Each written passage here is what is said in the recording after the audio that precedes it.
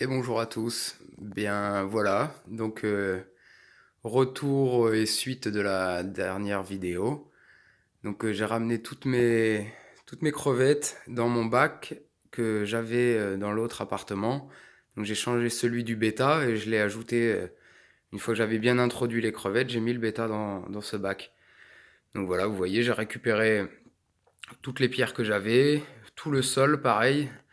Il était plein de bactéries, donc je l'ai laissé le temps du transport, je l'ai laissé dans un petit fond d'eau histoire pour que les bactéries elles puissent survivre. Donc les escargots, les phys et les planorbes ils sont toujours là. Là ici au pied de la cryptocorine on peut voir les red cherry qui se portent à merveille.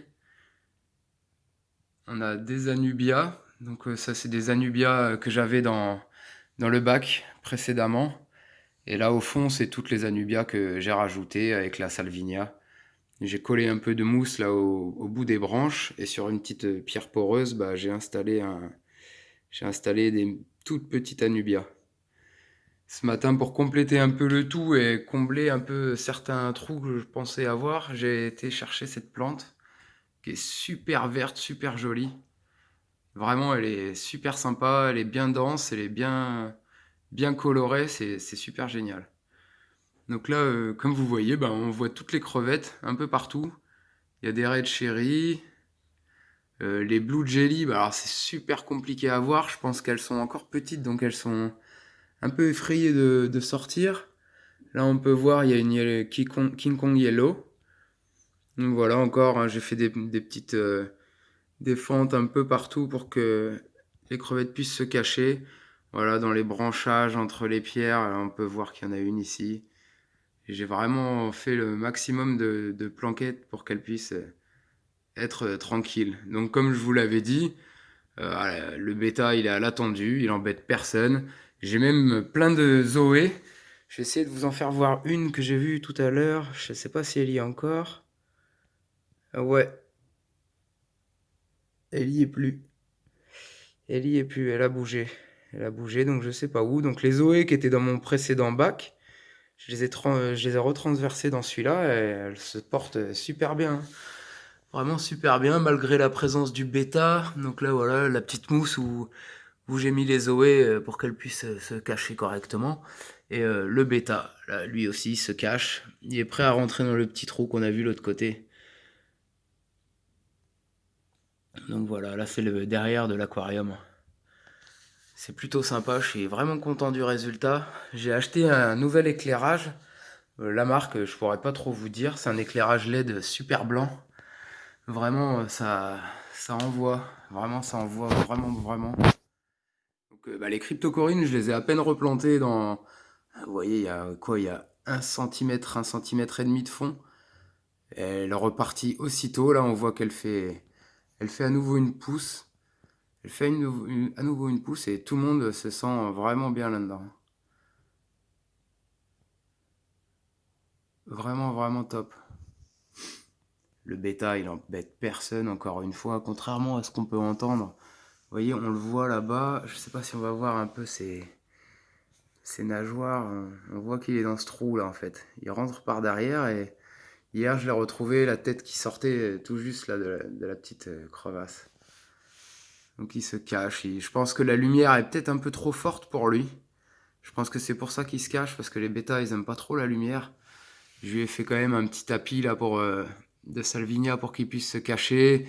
Là-bas, il y a un gros Anubia derrière la roche pour qu'il puisse se cacher aussi. C'est pour ça qu'il se met en dessous dans les racines, entre la mousse et les racines de l'Anubia, quoi. Donc voilà, je suis très très très content du. Je me recule un peu histoire que vous puissiez voir. Je suis vraiment très content du rendu.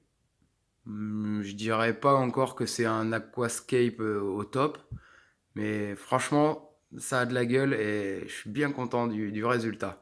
Ouais, il y a bien sûr quelques petites erreurs que j'ai fait, que je referai pas. Les branches, j'aurais peut-être pu les installer, peut-être les consolider un peu plus, les installer un peu plus solidement. Parce que je vois quand le bêta va se frotter dessus, elles bougent un petit peu. Donc c'est pas le top du top, mais franchement, pour une première, je suis assez content de moi. Encore une fois, je suis bien content. Donc voilà, je vous fais un petit tour d'horizon, histoire de profiter un peu de tout ça.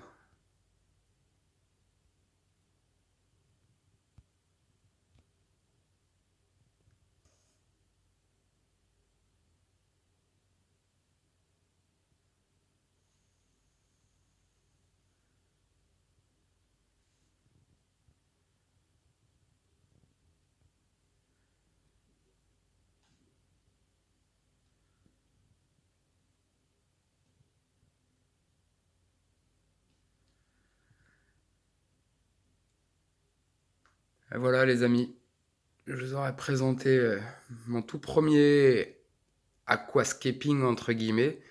On va dire la déco est un peu plus réfléchie que tout ce que j'ai pu faire auparavant, même si je m'y étais jamais vraiment attelé. Donc voilà. Et bah écoutez, si la vidéo elle vous a plu, si vous trouvez que mon petit bac 20 litres là, il vous plaît, et ben je vous laisse mettre un gros pouce bleu. N'hésitez pas à vous abonner. Je sortirai sans doute des vidéos un peu plus fréquemment parce que voilà, je suis content de mon bac. Alors j'aime bien l'exposer. Je suis aussi content parce que bah, comme tout le monde, hein, on a une femme qui a pas forcément les goûts à ça. Et là, même elle était enchantée de voir le résultat, la clarté de l'eau.